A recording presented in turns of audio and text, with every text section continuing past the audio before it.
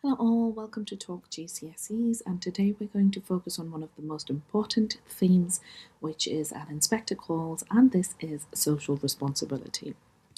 Now, Priestley uses this theme to show how people should behave towards one another in society, and more importantly, what happens when they don't.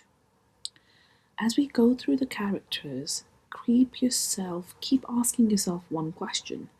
Who takes responsibility for others and who refuses responsibility? Now, when we talk about social responsibility, it's about understanding what it means. It means caring about other people, not just yourself. Now, Priestley's message is that we are all connected and our actions don't just affect us, they affect everyone else. In the play, the characters are judged not by their wealth or status, but by how they treat Eva Smith, a working class woman, with very little power. Now, this theme reflects Priestley's belief that society should work together rather than everyone just looking after themselves.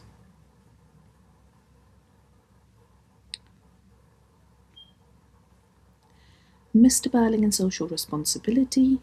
So if we think of Mr. Birling, he's a character he's the one who most strongly rejects social responsibility. He believes that people should not worry about themselves and their own success, should only worry about themselves. Not that they shouldn't. They should only worry about themselves and their own success. He's a capitalist businessman, and his main concern is making money and protecting his own reputation.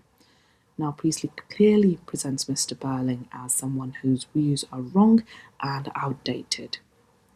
Now, Mr. Birling, we've got evidence and we've got ideas that shows that. Now, Mr. Birling famously says that a man has to make his own way. This quote perfectly sums up his attitude. He believes that people are responsible only for themselves and that helping others is just unnecessary. Even at the end of the play, Mr. Birling refuses to accept responsibility for Eva's death. He's far more worried about public scandal than about what's actually happened. This technically shows that he learns nothing, making him a warning to the audience. Now, when we talk about Mrs. Birling, so this is where I'm going to talk about a lot of different people and the characters and their social responsibility attitude. When we talk about Mrs. Birling, she also rejects social responsibility, but in a slightly different way. She is proud of her social status and sees herself as superior to working class people like Eva Smith. She lacks empathy and she believes that people in poverty are often responsible for their own problems. Now, Mrs. Birling is deeply hypocritical.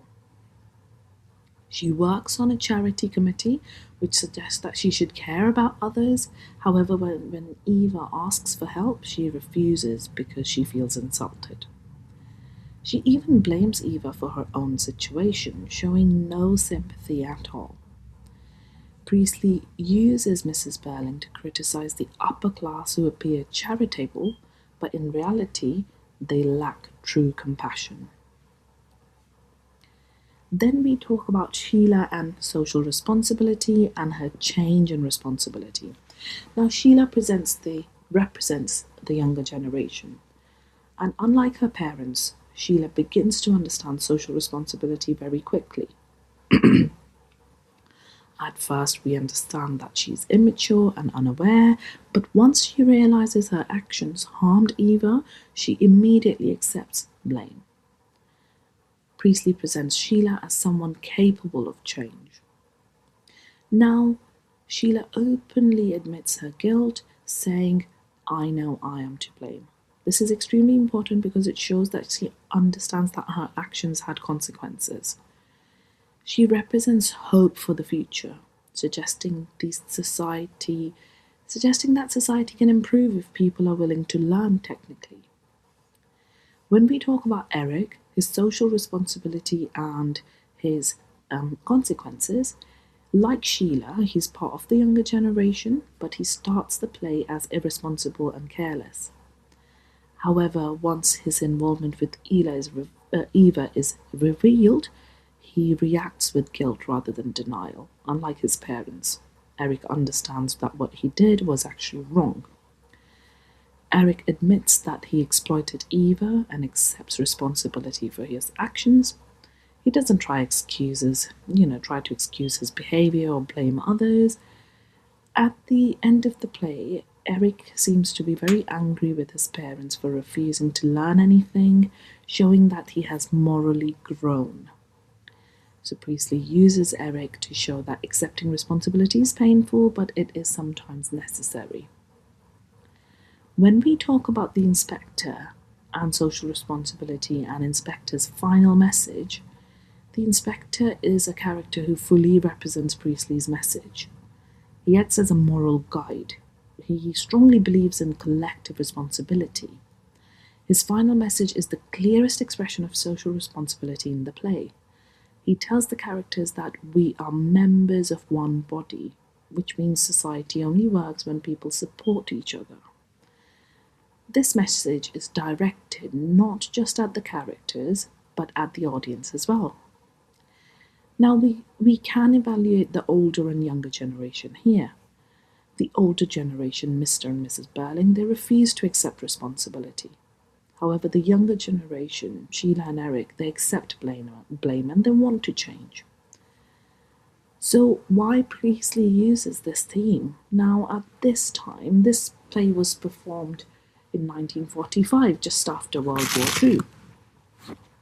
At this time, Britain was rebuilding, thinking more about equality and shared responsibility.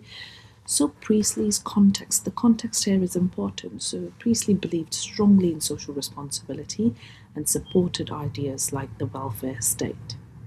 Now, through the play, he encourages the audience to build a fairer, more caring society. Now, in the exams, always link character behaviors, quotes, and context back to Priestley's message about society. And if you find this video useful, please don't forget to subscribe and share it. Thank you so much for listening to Talk GK.